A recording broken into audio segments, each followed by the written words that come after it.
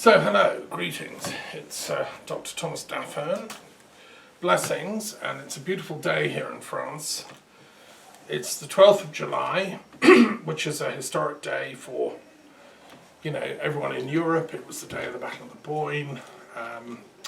For people in Ireland, it's a historic day. And, it's 10 days before Mary Magdalene's feast day, which I will be celebrating here. And internationally, we're going to be having a Zoom conference with speakers worldwide.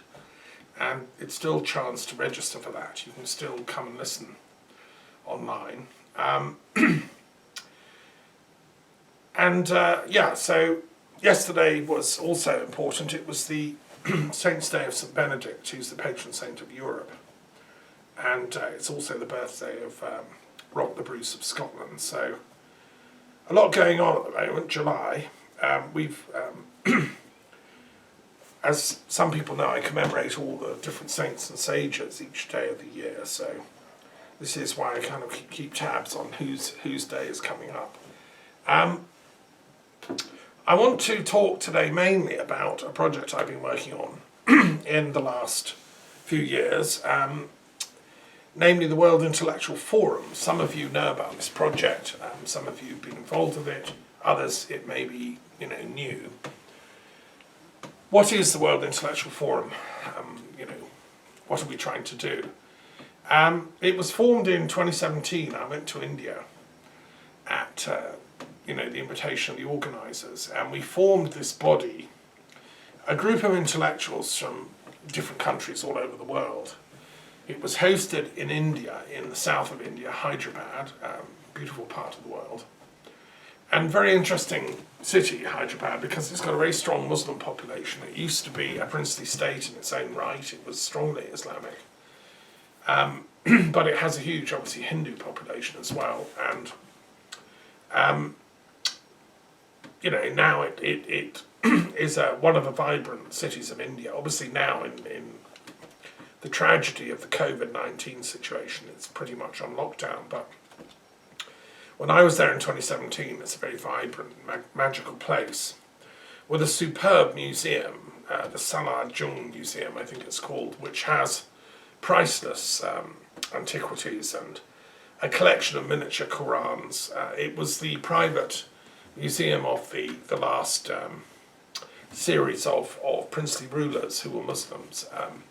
They were highly intellectual Muslims. They were my kind of Muslims, and they just loved scholarship. They were amazing people. In fact, one of them visited Queen Victoria in Britain, and there are photographs in the museum of him visiting the Queen, and they corresponded. And so, Hyderabad, we met and launched this thing, the World Intellectual Forum, and formed a committee which I'm sitting on globally. There are, some quite important people on it, Russian intellectuals, American. I'm the European and British, main spokesperson on this committee, and as a result of that, I've undertaken to organise the European wing of the World Intellectual Forum, which I've done, assiduously and with due diligence, because like everything I tackle, I try and do it properly, as part of my educational background. If I'm writing a doctorate, I do it as well as I possibly can. If I'm giving a talk, I do it as well as I can. If I'm writing an essay or building a website, you have to do things properly in life, I've discovered. Anyway, what I'm celebrating today, and the reason I'm sharing all this, is I've just launched the World Intellectual Forum European Wing website, which has taken me, 3 years of research and work and a couple of weeks of actual website designing to put together. And I want to share that with you and celebrate it and acknowledge my colleagues that have made it possible, and tell you a bit about what the World Intellectual Forum is for.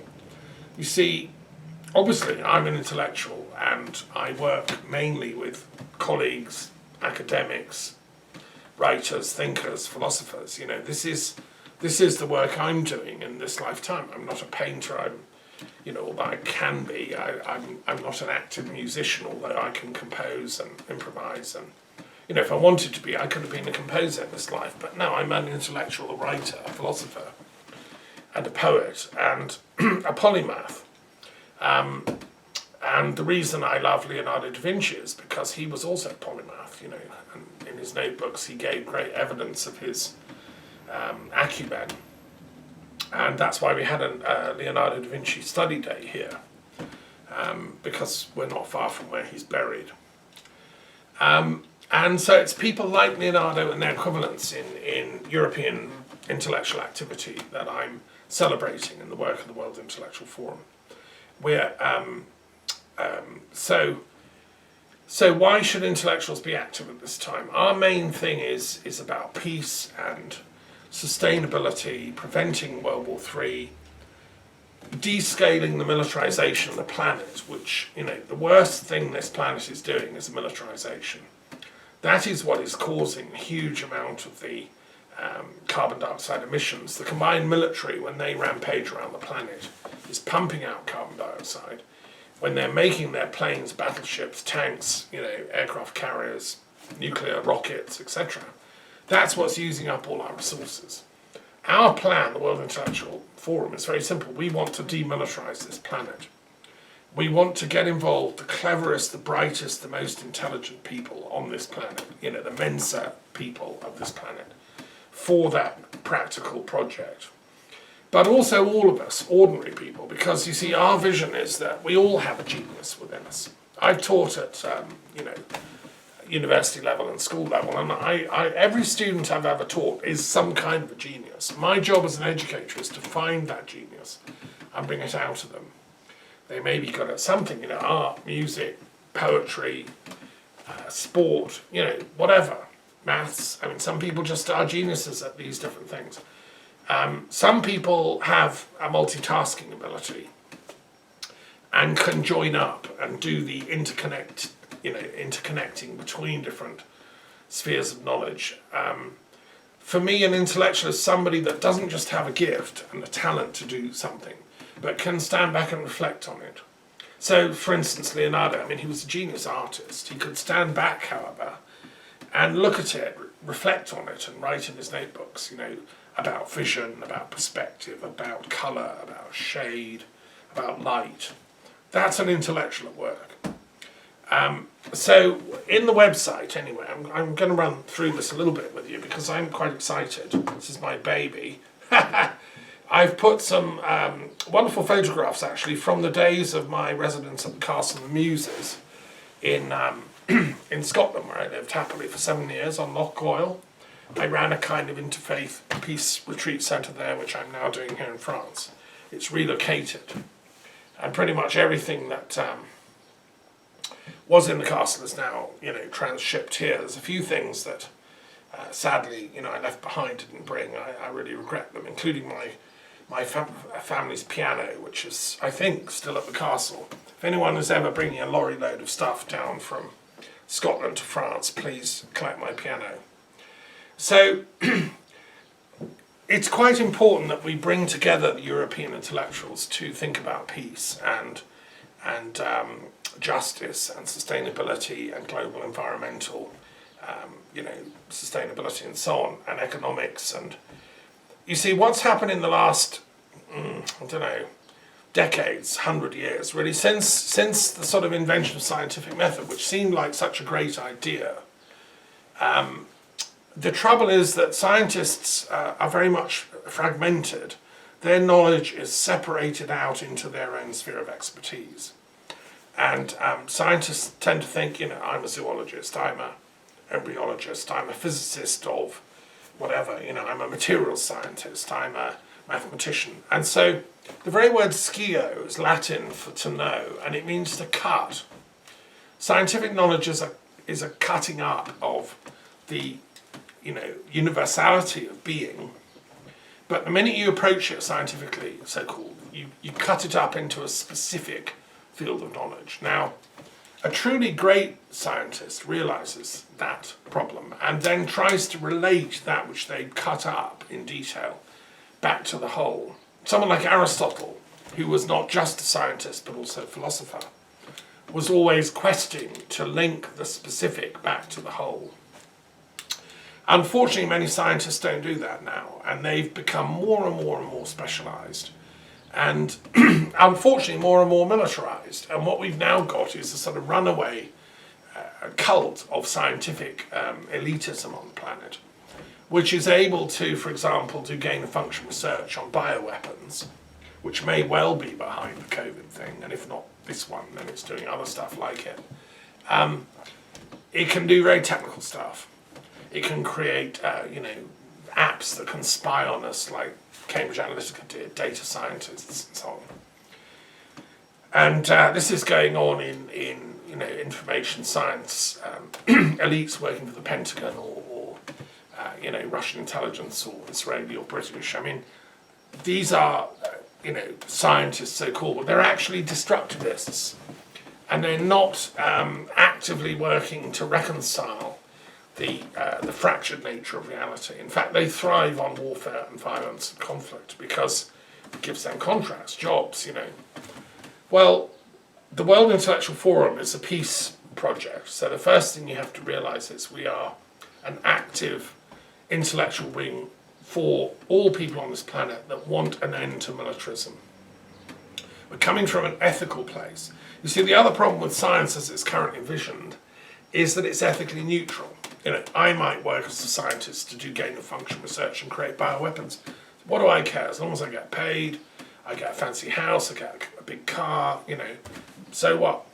Well, hang on, so a lot. These scientists should not be doing this work. They shouldn't be being paid vast fortunes like the guy from Harvard that was doing this kind of research in Wuhan. And, it's shocking what these scientists, so-called scientists are doing when they trash their ethical responsibility. I'm with Einstein, and I'm with the scientific community, like Professor Tom Kibble, a good friend of mine, Sir Tom Kibble, who founded Scientists and Engineers for Global Responsibility. I gave him a name, actually, because I was running Philosophers for Peace and Global Responsibility, and still am. And, people like Tom Kibble and other great scientists, members of the Royal Society, like Sir Paul Nurse, who's another friend of mine, who was running it up until recently. These are genuine scientists that see the bigger picture, that know that scientific knowledge has to be given back to the community for its well-being. And the great founders of the philosophy of science, like Descartes and Bacon and so on, Francis Bacon, knew that, and they wanted the advancement of learning for the advancement of mankind. A true scientist is like an intelligence agent from the gods to help mankind, like a Promethean wanting to give fire to man. Well, whereas unfortunately these people that are doing militaristic science and are working for their nationalist interests of, country X or Y, and helping defeat the enemy of country Z or T or whatever, those aren't scientists. Those are just leeches and disreputable people that are misusing their knowledge. A true scientist works for the whole of humanity, in my opinion, and that's what the World Intellectual Forum is about. We're trying to work with, now you might be a social scientist, you might be an artist, you might be a musician, you might be a data scientist, you might be a whatever, an entrepreneur, you might be anything active, you might be a medical doctor. But to be an intellectual, to qualify, to join us, you have to be able to reflect on what you're doing ethically and to wish to use that skill, that knowledge that you have for the advancement of peace. So, and global sustainability, and solving all the other huge problems, global poverty and so on.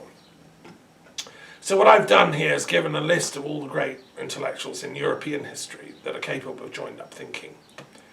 And I've even then gone on to say that, look, intellectuals come in different schools. There's the liberal tradition. I've enunciated who were the great liberal intellectuals of European history. There's socialist and communist intellectuals on the left who were, very influential, still are, many great thinkers who are different varieties of socialists, different varieties of communist. One of the first socialists in European history lived around the corner from me, Pierre Leroux, who was a friend of George Sand, he was an idealist. He wasn't a materialist like Marx. He believed that it's out of human spirituality that we will create a communist or utopian society. Although he didn't use the term communist, he talked more about the socialist society he wanted. He was a Freemason and a typical 19th century French intellectual. And I mentioned Saint-Simon, Robert Owen, Nicolas Bonville, Blanqui, Engels, Marx, and Moses Hess, who is one of my favourite communist intellectuals. I think he's a much better intellectual, actually, than either Marx or Engels, who were parvenus and stole a lot of his ideas, plagiarism, and acted rather disreputably to Moses Hess, who was a genius. He wrote a book about the metaphysics of communism. And he actually introduced these two together. And then they stole his ideas and tried to write him out of history, Intellectuals are not always very pleasant to each other. That's another thing, the World Intellectual Forum. We do try to be polite to each other. We may disagree with each other's views. But, there's a certain courtesy and a noblesse that has to prevail now. And there are many others. Victor Hugo, Ernst Bloch, who wrote a great treatise on the nature of hope, again a left intellectual in European history. One of my favourites is Goodwin Barmby, who I mentioned, who was ended up a Unitarian minister in England. He was the first guy in England to talk about being a communist. He got really excited by it because he discovered French, socialism, and he wanted to end the dispute between God and the devil. He thought the whole of history was upside down. It was time to end this civil war between God and the devil. They're all spiritual beings. Let's everyone live happily ever after. And he'd read Blake. He was way ahead of his time. This is like 1840s, right? He was saying time to make peace between God and Satan, and that only then will we get peace on earth. Amazing guy. I talk about Bernard Shaw, who was an active Fabian. Sidney and Beatrice Webb, Ilya Ehrenberg, who was a poet and a writer from the Soviet Marxist tradition, but a highly intellectual guy. Erich Fromm, Max Horkheimer, and Adorno. These were from the Frankfurt School. They're left kind of Marxism as a social critique and a sociological study of how power is distributed in society. Highly intelligent people. And very influential, right down to Erich Fromm and Marcuse and people. And then we come on to people active in the Labour Party in Britain, like Harold Wilson, who was an intellectual, he was a clever guy, went to Oxford. Hugh Gaitskell, who was also a very clever chap, and whose granddaughter I studied at university with. I met the Gaitskell family, very interesting people, very clever people. And then other people on the left, Allende, Pablo Neruda, Gramsci, etc., etc. I put the list down. Right up to E.P. Thompson, a great historian in Britain, who founded Historians for Peace, which I now run, and his wife Dorothy Thompson, who was also a great historian, an expert on the Chartist movement, which many people don't know. Everyone's heard of E.P. Thompson, who studied Dorothy Thompson, who was his amazing wife. So anyway, that's a little glimpse. And then, of course, then we have the Green and the anarchist intellectual tradition in European history. This is to people that don't want sort of anyone to have overall power and control, but sort of decentralized thing. This is Proudhon, Bakunin, Tolstoy, and the Quakers and so on, and later Gandhi. And this has morphed really into the Green movement through thinkers like Petra Kelly, Rudolf Barrow, Monbiot, Jonathan Porritt, and John Francis Phipps. And now, very excitingly, the Green Party, Les Verts, in France, have just won hugely at the regional municipal elections here. They've taken control in the last few days of some of the great cities of France, Lyon, a place I know and love well. But, hundreds, loads and loads of other cities have gone green, which is the French people saying, hey, we're not right, we're not left, we're not going to go on with these ancient quarrels.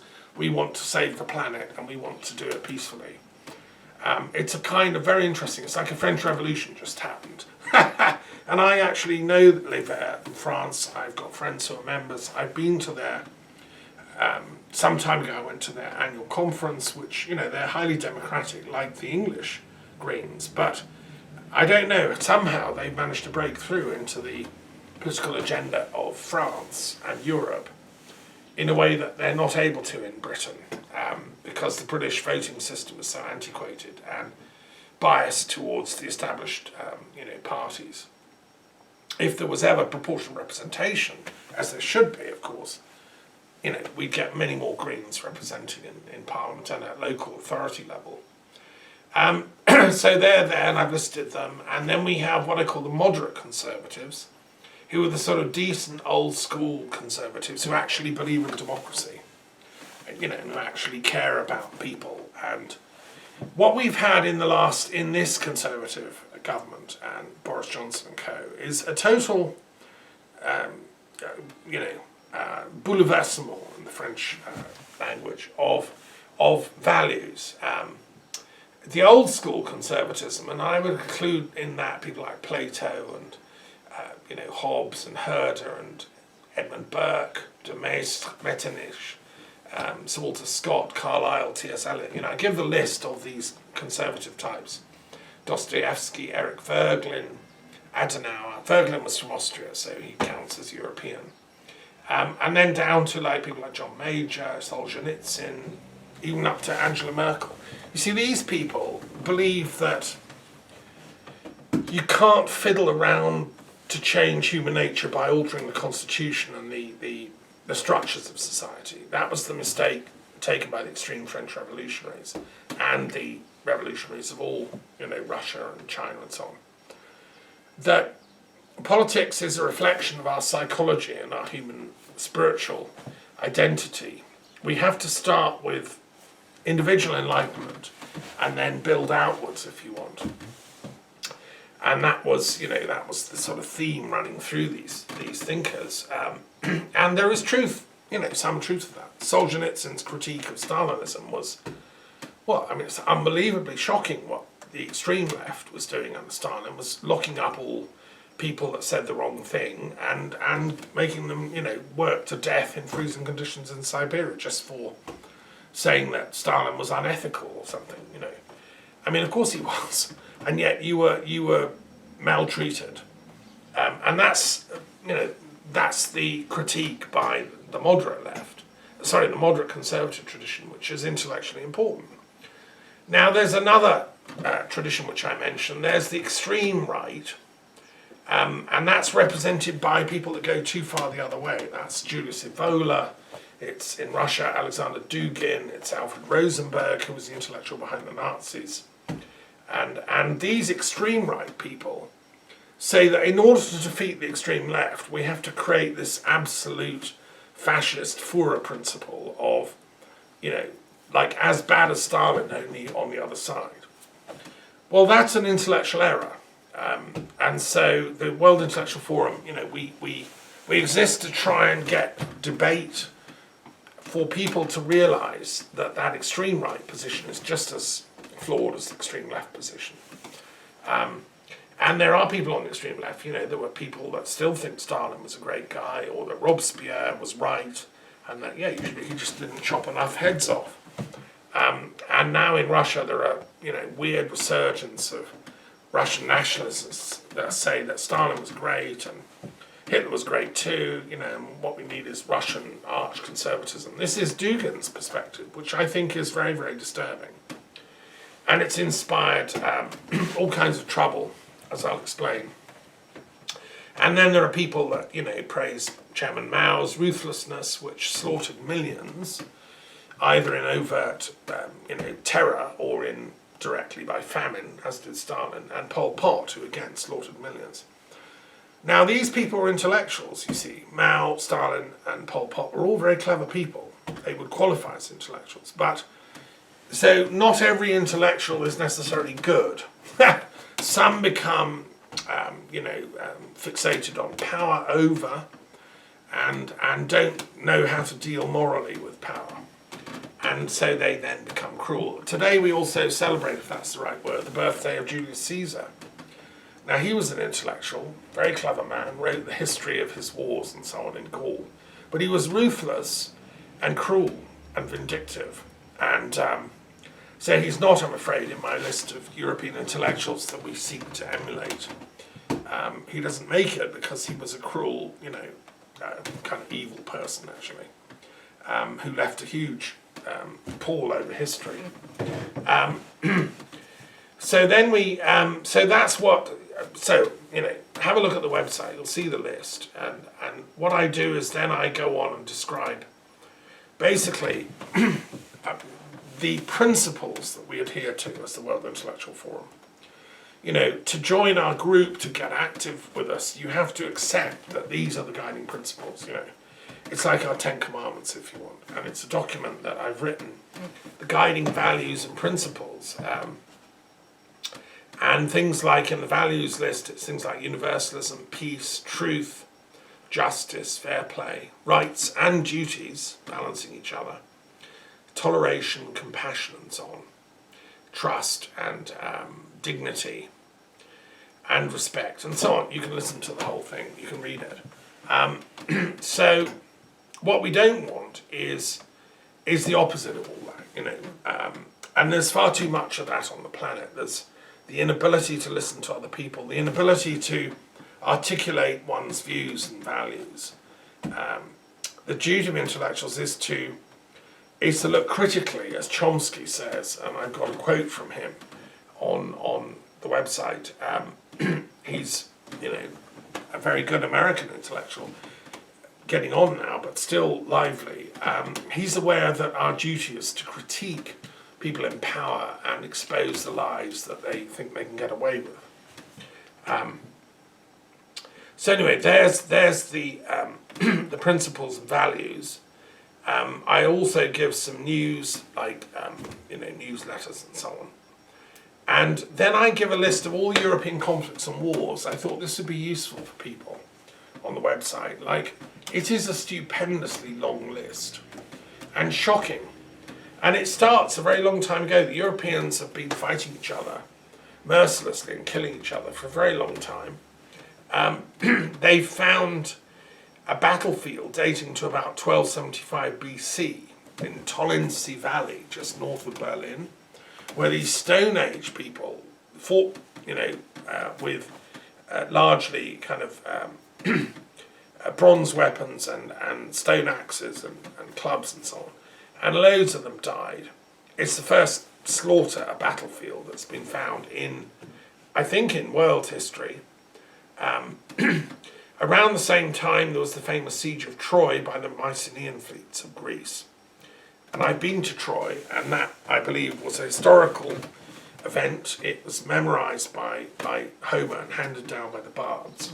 That counts as the first great war between European and Asian people. I sat and meditated on the site of Troy about peace, really, and wrote a poem about it. And there's also been found, 5000 BC, a mass grave 20 miles north of Vienna at a place called Schletz, which seems to be the massacre after a battle. The people have all got certain wounds. And also the Talheim death pit, about 5000 BC. So, gosh, we Europeans have been killing each other for, archaeological evidence, at least 7,500, 8,000 years. Disturbing. And so that's what we're trying to stop now, because the trouble is we now have weapons that will destroy the entire humanity. And so it's time to, activate the self-transformation process, what people in America tend to call the ascension codes, whatever you want to call it, of awakening enlightened consciousness inside us individually and collectively, and transforming society, both inwardly and outwardly, and moving beyond war, outgrowing militarism. You can see intellectuals that are promoting militarism and warfare, who are attacking unity and international projects like the United Nations, the International Court of Justice, the European Union. These are bodies that have come into being at the end of wars to try and bring healing and peace. Whereas the people that are just trying to destroy them, like Trump, with his taking America out of things like the World Health Organization and endless propaganda against the United Nations and against the European Union, the Brexit, conspiracy against Europe's peace organization, which won the Nobel Peace Prize. Those are the people that the World Intellectual Forum has to take on and out argue, out reason. I'm always having people come up and contact me through social media and say, "No, you're wrong. I love Brexit. It's great. Britain first." "No, you're wrong. Trump's great. He's taking on the death-eating cannibal Democrats." I'm sorry. These people are being brainwashed by the QAnon conspiracy stuff, which is deliberate, targeted propaganda. I've come to the view. I've looked into it. It's propaganda concocted in some, I don't know, ex-KGB nightmare mentality where liberals are the devil incarnate. This is extreme right propaganda coming from a certain coterie of fanatics who are trying to destroy the liberal world order and believe that human rights and so on, don't matter. Slaughter people. Let's have death pits. Let's round up the intellectuals and kill them all off. That's their agenda. And what they've done is they put the fear of God into normal, decent people. And it's all conspiracy theory, turned inside out. And I, as a writer of history, I know enough about real conspiracy in history to know that this is very dangerous because it creates a fake narrative of conspiracy, pseudo-conspiracies, which then creates a sort of smokescreen that means that intellectuals don't get on with the research into the real conspiracies. It's a diversionary tactic. So please, sort out which conspiracies are actual and worth exploring.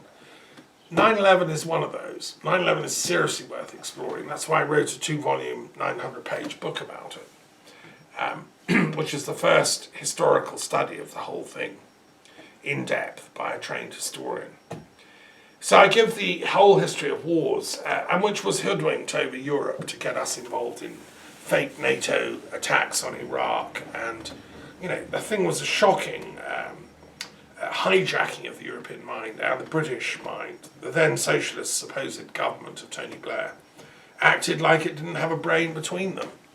And the only people that had the brains to stand up against all that, Michael Meacher and so on, died mysteriously pretty soon afterwards.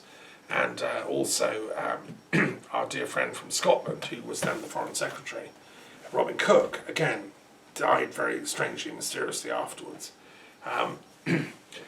I go into this in my book. These are the serious conspiracies. And you see, every conspiracy is actually a conspiracy against our collective shared intelligence. We've ended up in a nightmarish world of smoke and mirrors where we're run by secret intelligence, okay? I'm an advocate of public intelligence. That's what a professor does. They speak in public, as I'm doing. I wish to up the game of our public intelligence. And that means I want to bring out the intellectual in everybody. That's what's called a democratic approach to education and knowledge development. The secret intelligence world I want them to come severely under democratic control again. I'm pleased that the British Parliament is finally about to appoint a committee to have oversight of our intelligence forces. It's shocking that this rogue government of Johnson and Cummings and co have been allowed to get away for months without it. And when they finally published their Russian report into Russian intelligence, the government should not be allowed to get away with this. They're a rogue government, in my opinion. So yeah, democratic control of intelligence services, but more's at stake. It's about the people's control